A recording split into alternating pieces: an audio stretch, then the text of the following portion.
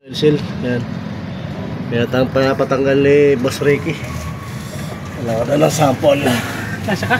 Sige, binibidyo ko. Yan. So pag nagparkya ng clutch, sama nyo na yan para hindi na kayo magbaba ulit pag nagkalik yan. So one at a time lang yung paggagawa. Yan. Pag gumawa kayo, kailangan mag-jack stand. Okay?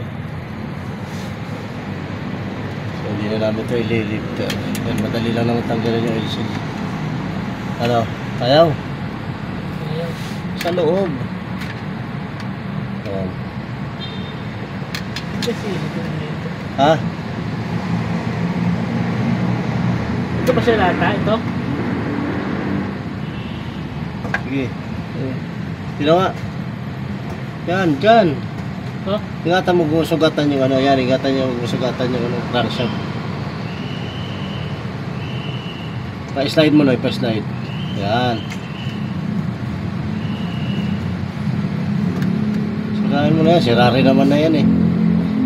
Papalitan eh. Hindi na may mabalik yan. Basta tinanggal mo yan, wala na yan. Ito kasi. So kailangan nilang maghanap ng oil.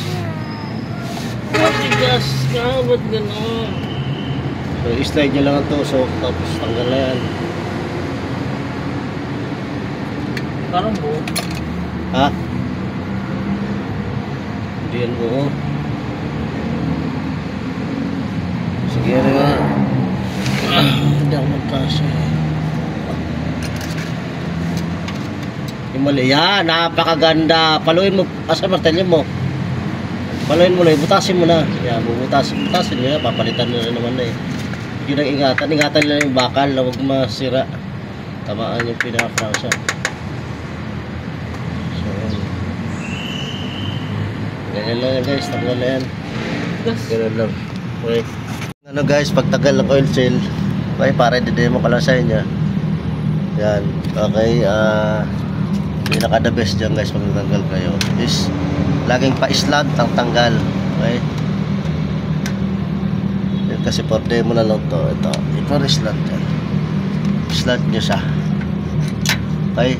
Pag ganyan ang tanggal. So ingatan nyo lang na magasgasan tong mga to. Lalo na tong crankshaft na to. Okay. Kung tamaan mo ng konti, ilayan nyo ng ano ng tawag nun, pino. Okay, pinong liha para at least paglagay nyo ng oil seal, so hindi siya ano matamaan o magkalik. So kadalasan man yan nangyayari ganyan. Kailangan malinis yung surface na yan. So i-demo ko lang muna sa inyo pagtagal na yan. Ito kasi for demo na lang to. Okay, ganyan siya. Tanggal na to. Ayan. For demo na lang yan guys. Okay, ganyan siya.